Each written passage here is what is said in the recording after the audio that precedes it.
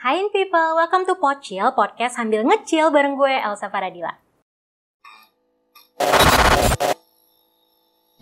Oke people, di Pocil kali ini gue mendatangkan seorang, ya bisa dibilang politisi muda ya, yang dari Partai Solidaritas Indonesia atau PSI. Langsung aja disambut ya nih, Mas Faldo Maldini. Aduh, makasih. Ya, gimana kabarnya Mas?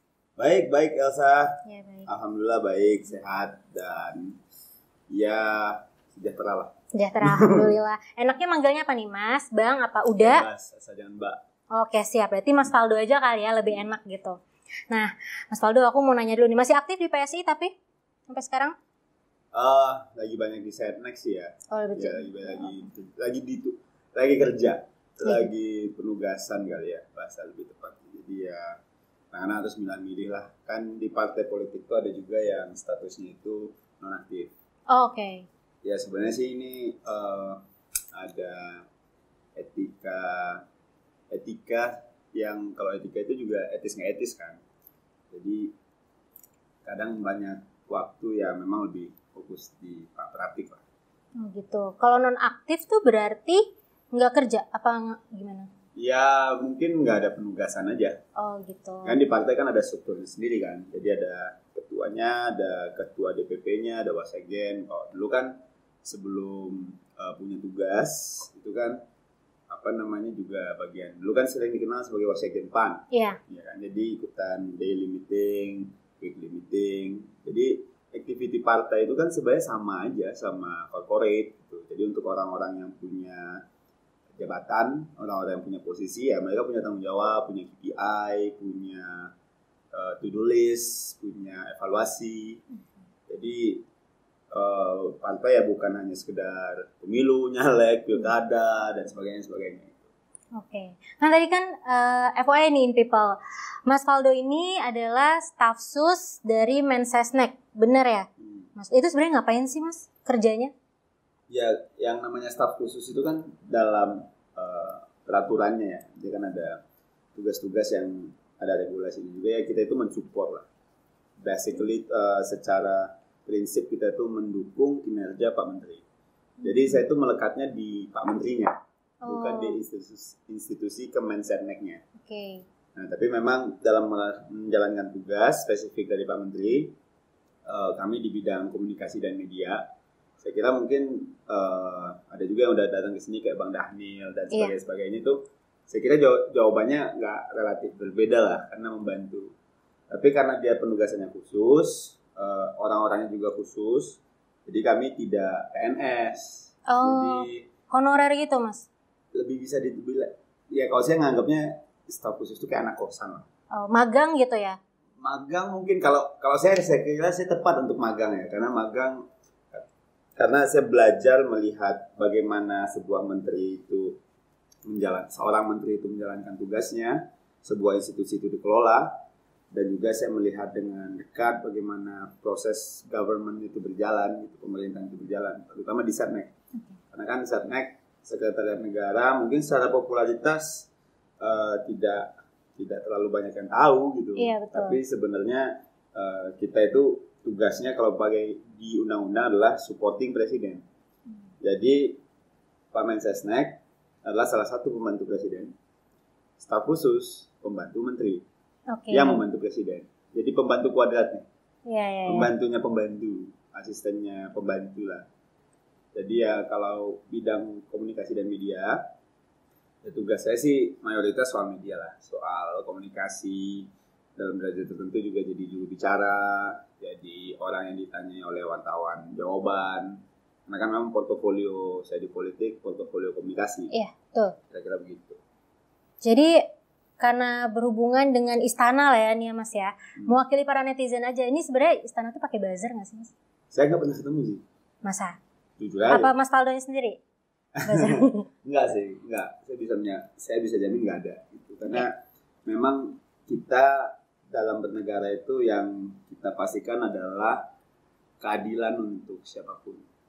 Bukan berarti pakai buzzer adil, tapi dalam praktik demokrasi kita kan tahu kita dalam polarisasi nih.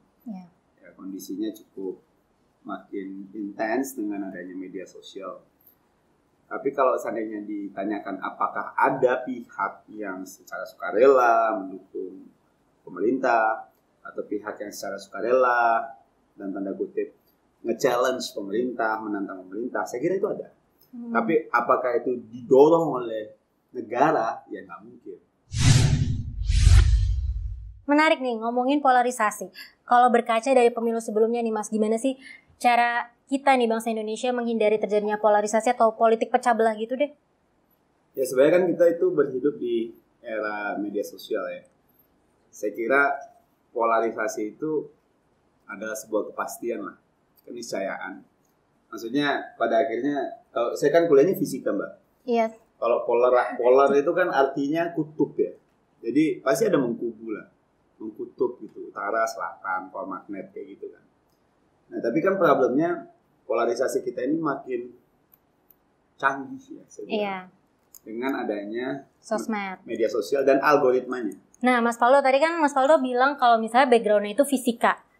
Tapi emang Mas Faldo kenapa tiba-tiba beralih ke politik? Ya sebenarnya sih saya termasuk orang yang biasanya sih ini ya, orang masuk politik itu pada akhirnya saya anggap itu namanya calling Mbak. Oke. Panggilan gitu. Jadi dan panggilan setiap orang tuh beda-beda dan belum tentu semuanya punya panggilan ini. Maksud saya politik ini hanya sebagian kecil lah daripada pilihan hidup ya. Maksud saya nggak pengen memposisikan bahwa politik ini adalah sesuatu yang akan mengubah bangsa dan negara. Itu iya. Inilah pekerjaan paling mulia, pekerjaan paling paten, top markotop, terbaik. Bukannya paling kotor Mas, ya, katanya. Kotor banget gitu. Tapi kan saya kira kalau bicara politik gimana sih? Politik kantor, saya kira lebih ngeri. I quit or you stay or I quit. Oke. Politik kampus, politik masjid, politik di mana? Politik keluarga. Jadi sebenarnya sih kalau kita tarik kita punya perspektif lebih jauh gitu. Sebenarnya kita semua berpolitik kan. Iya benar. Saya aja sejak lahir berpolitik. Kenapa? Ya, saya pengen advokasi air susu ibu, saya nangis. Oh iya, oke. Gitu loh. Jadi saya kira politik itu ada di badan kita. Iya. Nah, tapi kalau kita persempit bahwa berpolitik praktis, yang kamu tanya, itu dengan bergabung ke partai politik, ya itu opsional lah. Iya, kenapa itu memilih option itu?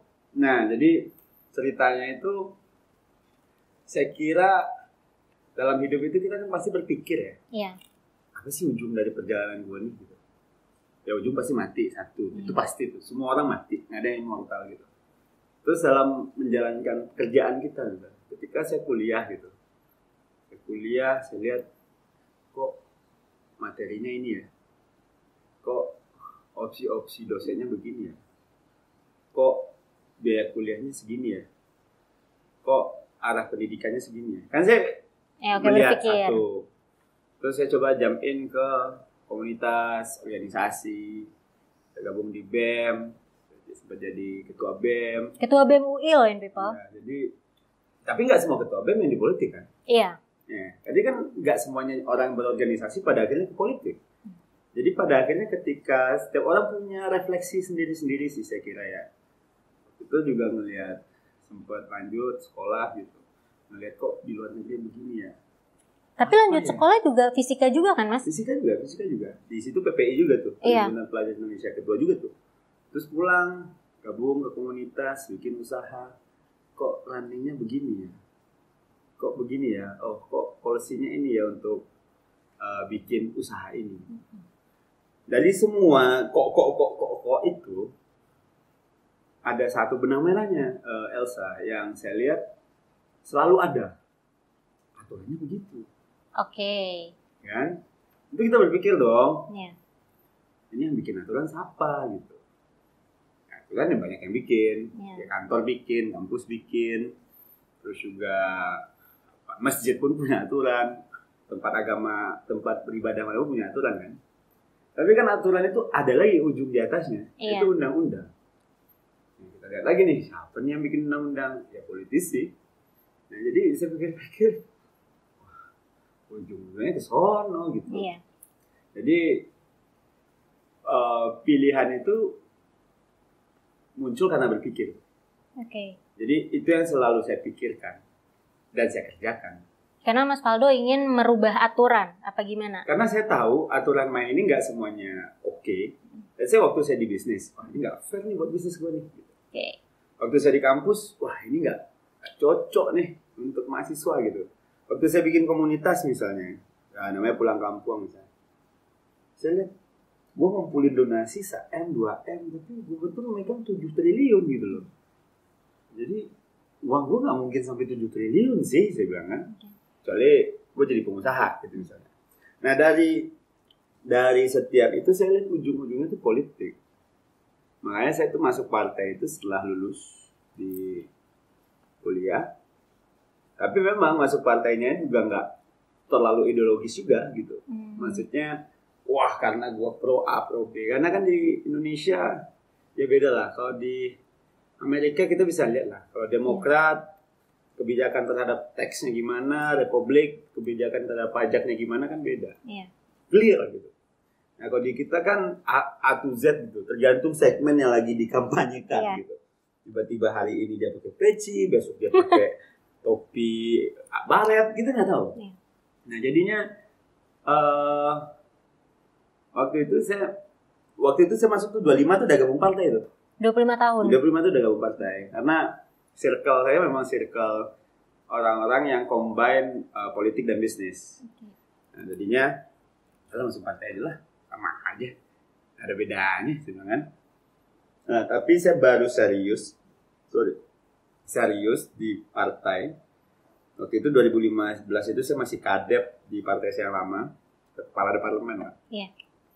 2 tahun bisnis usaha tektok. Ya udah lumayan menghasilkan. Ada buntu-buntunya juga karena policy. 2017 saya exit dari semuanya. Pure jadi politician. Pure jadi politician lah, berarti sehari-hari itu jadi politisi. Iya.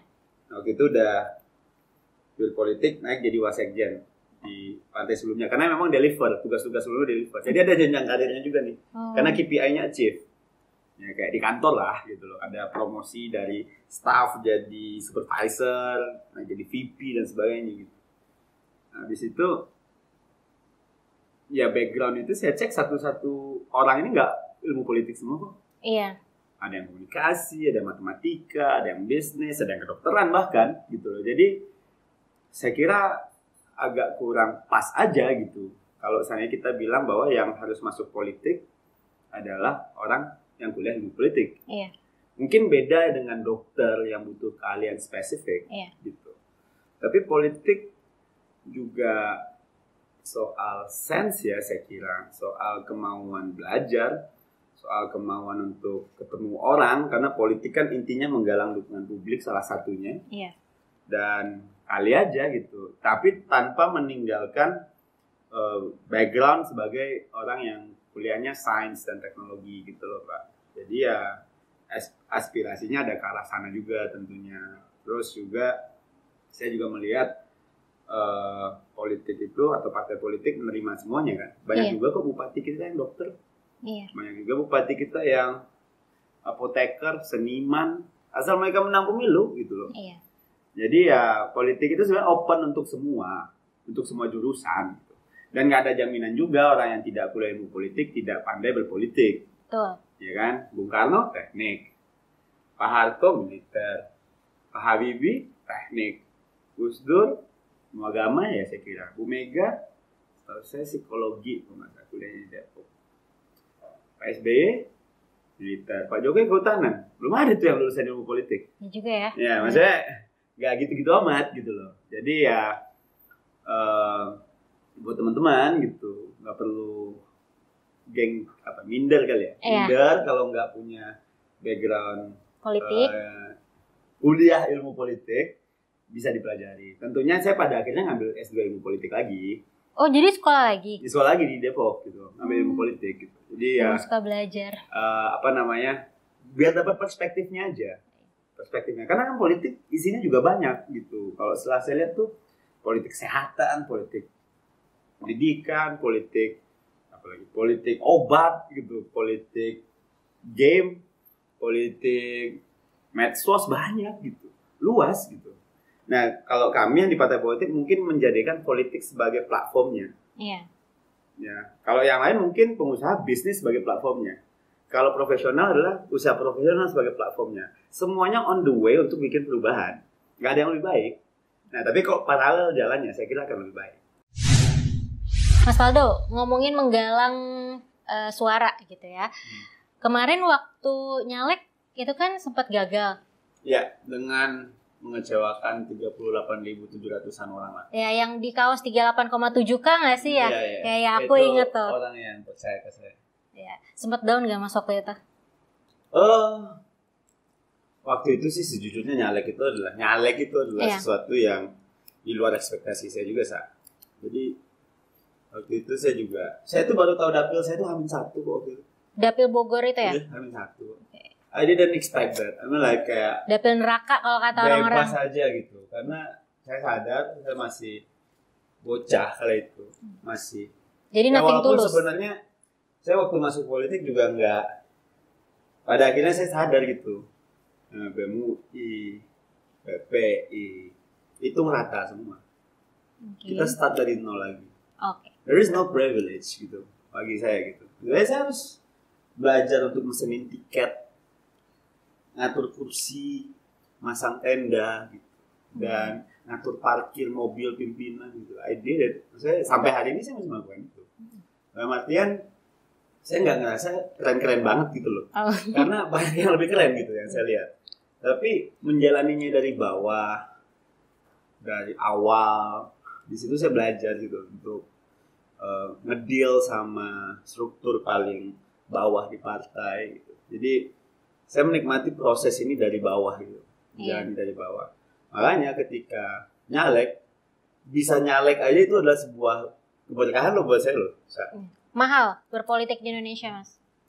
Mahal murah pasti relatif. Tapi kala itu seorang anak 28 tahun, ya, terus juga mulai berpolitiknya dengan biasa aja, tanpa banyak resources, sumber daya. Sementara saya harus berhadapan dengan orang-orang seusia bapak saya bahkan, atau kakek saya atau om saya gitu. Ya, sampai di titik itu tuh adalah sebuah hal yang saya pikir-pikir saya harus berterima kasih kepada pemilu 2019. Karena ya mungkin dulu sebelum masuk partai politik orang tahu Faldo sebagai mantan ketua BEM, aktivis gitu. Nah, setelah masuk politik, oh ya Faldo politisi nih. Akhirnya dia memilih jalan politik gitu kan. Tapi kan starting di situ ada banyak pihak yang sebenarnya itu membantu, yang mungkin saya sadar nggak sadar saya sangat mengingat itu gitu. Media membantu saya. Kalau nggak ada media mungkin nggak ada yang tahu. Nggak ada yang tahu saya gitu loh. Walaupun mungkin dulu ada crowdnya gitu, tapi crowdnya segitu aja.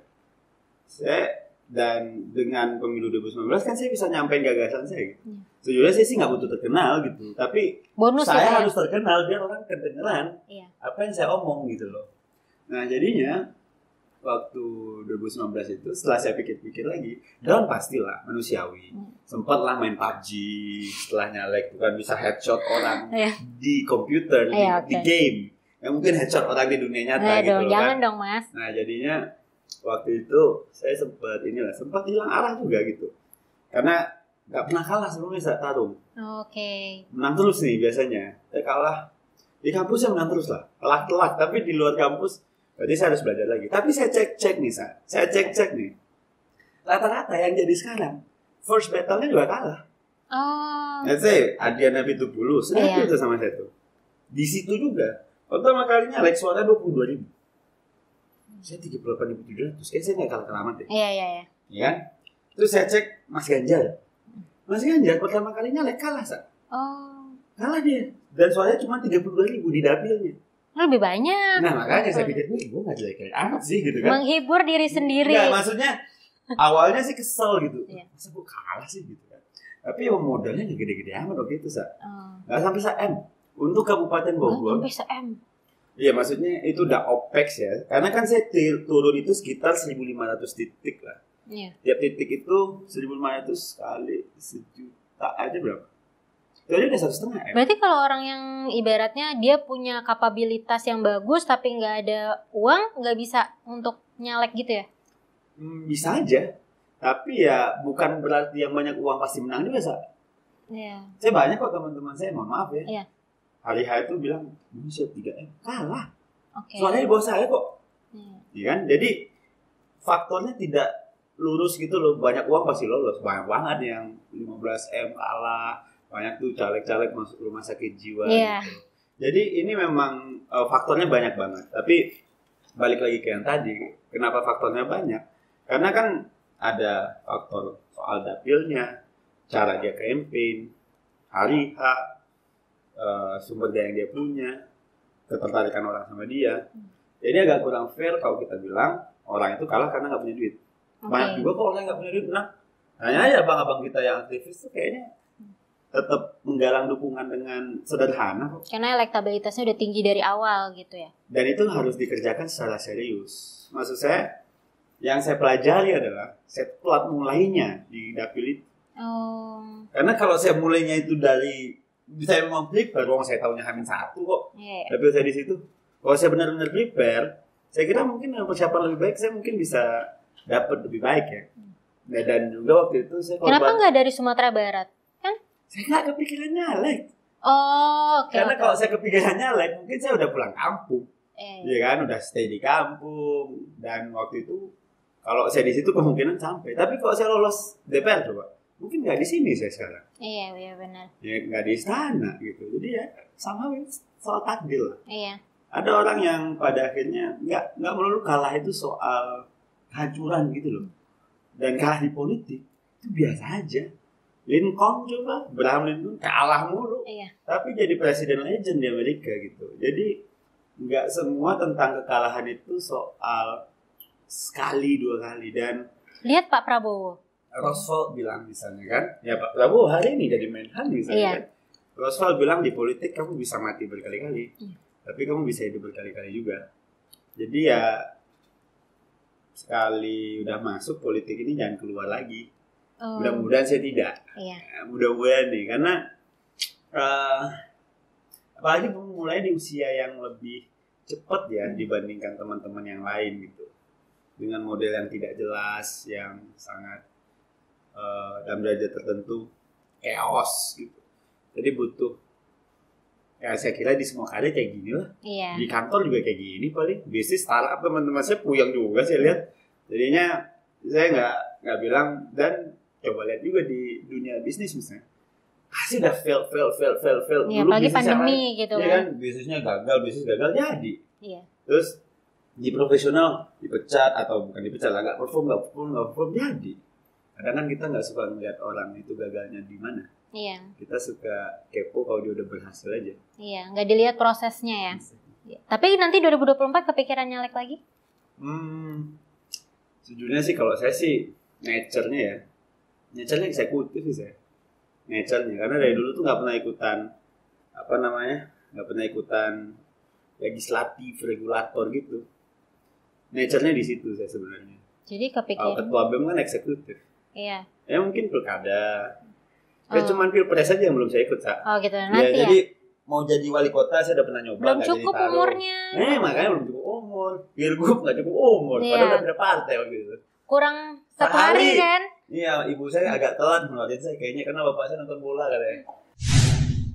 Mas Faldo, ngomongin ini ya, individu gitu. Menurut Mas Faldo sendiri, orang terbaik untuk memimpin Indonesia itu seperti apa sih harusnya nih zaman sekarang? Pasti orang yang kalau hari ini ya, parameter saya relate sih. Ya. Orang yang relate aja. Oke, siapa tuh Mas? Siapapun yang bisa relate. Karena kan aman. Hari ini enggak, saya udah tahu juga itu arahnya kemana. Nggak, maksudnya gini, relate itu yang dimiliki oleh mungkin Pak Jokowi waktu itu ya. Orang tuh relate sama beliau ketika bukan orang darah biru, bukan pimpinan partai, pengusaha, yang tumbuh, mimpin kota, mimpin daerah, didorong ke nasional. Iya. Nah sekarang gimana model yang relate? Siapa yang bisa melebihi Pak Jokowi coba? Jadi harus bisa punya relevansi. Karena kan orang itu kadang-kadang mengkonsumsi konten hari ini karena relate. Iya. Karena relevan, keresahannya dirasakan. kepentingannya dirasakan oleh publik, dia tahu apa yang jadi concernnya publik, dan dalam derajat tertentu dia juga punya sensitivity untuk melihat fenomena yang terjadi. Karena the world is changing too fast, cepet banget gitu. Hari ini kita nonton berita begini, besok begitu. Sebelumnya AMRP tidak ada di manifest, ternyata 12 jam kemudian ketahuan dia mendarat di Boston. Yang gitu-gitu kan cepet banget gitu. Dan hari ini mau bohong gimana caranya, Elsa? Jejak digital ada, orang bisa tracking semua, ya kan? Nggak bisa tipu-tipu nih. Dunia hari ini agak kurang cocok sama lagunya Yura. Ya itu gitu. Jadi tahuan generasinya. Nah, jadi relate.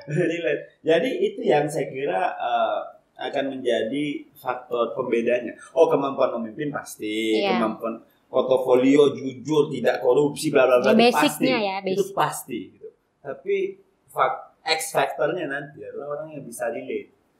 Karena ada masyarakat yang usianya jauh lebih muda ini, kalau nggak relate, apaan sih?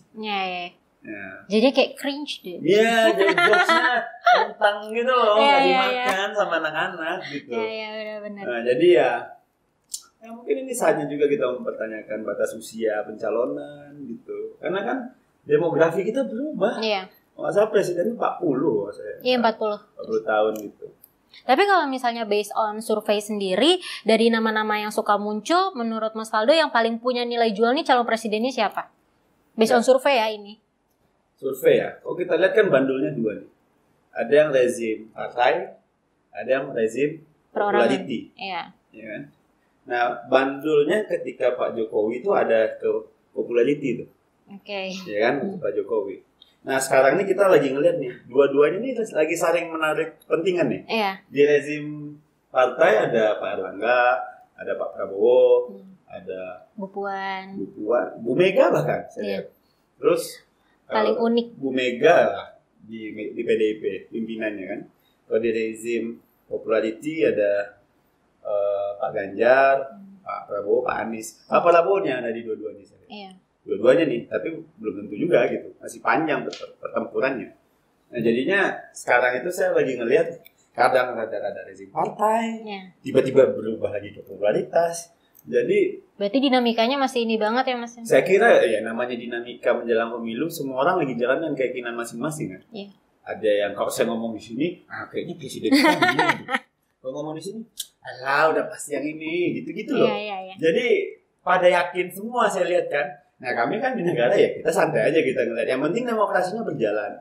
Yang penting ya kalau presiden itu kan sebagai kepala pemerintahan pasti pengen legasinya dilanjutkan. Makin banyak orang baik bertarung, makin banyak juga orang yang akan mendapatkan manfaatnya dari pertarungan itu. Nah, tugas kita kan mengatur itu semua. Dalam artian bahkan tadi pagi itu saya diskusi sama teman-teman di kantor. Kalau lah kita bagi ya leadership ini per 10 tahunan Pak, saya bilang kan. 60-an ada Pak Jokowi, 70-an mungkin ada Pak Prabowo sama Bu Mega, 50-an mungkin ada Mas Anies sama Mas Ganjar. Terus saya lihat yang 40-an nih, 40-an udah kelihatan nih. Saya ada Mas Ahaye, ada Bu Airin, ada Mas Emil Dardak, ada mas-mas yang lain nih, Mas Bobi gitu. 30-an, gue 30 nih. Lama nih masih nunggunya gitu kan. Jadi kan saya sama Rian 30-an gitu kan. Terus yang 20-an nih saya belum tahu nih, belum kenal. Dulu pemilu tahun lalu saya 20-an. Bareng teman-teman saya. Sekarang saya udah jadi yang 30-an. Ya kan, next year mungkin next election saya yang 40-an nih. Jadi sama saya lihat tuh ada ininya juga, ada levelingnya gitu loh, Elsa. Kalau kita breakdown ini para calon-calon pemimpin ini based on usia. Ya, kalau saya bilang sih sampai H-1 pendaftaran, ini belajar dari 2019 ya. Semuanya tuh bisa terjadi. Semua bisa berubah. Ya, terakhir nih Mas Faldo. Ada gak sih pesan buat para anak muda lah nih untuk nanti mempersiapkan pemilu 2024? Boleh ngomong ke sini, Mas? Saya gak ada pesan khusus ya. Tapi saya kira pemilu 2024 ini akan menjadi hal yang sayang banget untuk teman-teman lewatin gitu. Ya, maksudnya pemilu akan tetap berjalan tanpa teman-teman ikutin sebenarnya. Tapi Saya aja ya, playlist lagu saya aja nggak mau diatur sama orang lain gitu. Oke. Apalagi hidup saya gitu. Iya. Apalagi cara saya menjalani kehidupan, nggak mau saya. Jadi harapan saya sih mungkin boleh benci sama aktor politiknya gitu. Oh nggak suka sama Faldo, nggak suka sama. Emang banyak yang nggak suka sama Mas Faldo? Ya nggak tahu, nggak suka sama ketua ini, nggak suka sama capres ini, nggak apa-apa. Nggak suka sama orang nggak apa-apa. Tapi jangan nggak suka politiknya. Oke. Karena suka nggak suka, walaupun yang namanya DPR itu, partai itu dianggap bermasalah, tapi suka nggak suka, solusinya di tangan mereka juga. Iya. Tapi bukan berarti semuanya harus masuk sini. Iya. Ya, saya nggak memaksa, karena saya tahu di sini beratnya seperti apa. Tapi jangan abai ya. Ya mudah-mudahan kami bisa relate. Ini dari kitanya sih sebenarnya. Dari kaminya bisa relate sehingga teman-teman mau menerima upaya-upaya yang kami politisi, partai, negara, institusi bisa perbuat. Kemudian dari sana ya ada banyak juga masukan buat kita untuk bikin kebijakan, bikin program, bikin hal-hal yang memang relate sama teman-teman lah. Relate dan relevan. Saya kira itu yang harus sama-sama kita temukan gitu. Jadi saya relate bagi teman-teman, teman-teman juga relevan masukannya buat kami gitu, sehingga kita bisa bikin kehidupan teman-teman dan kehidupan kita semua lah lebih baik. Iya. Kira-kira begitu aja. Dan bagi saya Pilpres itu kayak World Cup. Iyalah, ditunggu-tunggu banget. Ya semua orang nonton, jangan sampai nggak terlibat, apalagi industri politik. Ya, saya kan produk Pilpres lah. Iya. Ikutan Pilpres, bisa hidup sampai sekarang di politik. Saya nggak tahu nih next apa lagi. Yang jelas, ya saya percayalah pasti nanti akan banyak politisi muda yang lahir juga di Pilpres kali ini yang jauh lebih baik. Oh ya, saya nggak suka dibilang politisi muda. Nah, kenapa? Muda dan tua itu bukan soal usia sih, tapi soal keberpihakan. Oh gitu. Nah, saya politisi baru aja. Politisi baru. Tapi kan gak baru juga, orang dari kuliah udah berpolitik. 8 tahun di partai politik masih hijau itu. Orang puluhan tahun. Iya kan? Tapi emang niatnya akan sampai puluhan tahun gitu. Ya so far belum kelihatan cara exit sih. Oh, iya. Dan belum kepikiran exit juga. Karena I love politics. Saya passion saya deh. Passion. Ya kalau ngerjain passion itu kan enak ya. Iya. Passion dibayar bro, enak banget. Iya. Ya teman-teman passionnya main media. Iya. Ya kan? Kamu passionnya nggak jadi host? Iya. Jeda dulu gitu ya. Agak sulit sepertinya nih. Tapi anyway ya itulah. Ya saya I love politics. Oke. Iya, Mas Faldo, terima kasih untuk waktunya ya, Mas Faldo. Telah undang In Today Media. Ya, lancar terus semua urusannya, sehat-sehat. Makasih. Ya, In People juga terima kasih sudah menemani kami ngobrol-ngobrol di Pocil Podcast sambil ngecil. Jangan lupa saksikan terus video-video selanjutnya di YouTube In Today Media. Gue Elsa Faradila, In Today, In People's Way. Bye. Bye dong, Mas. Bye. Salam tahu. Sarangnya.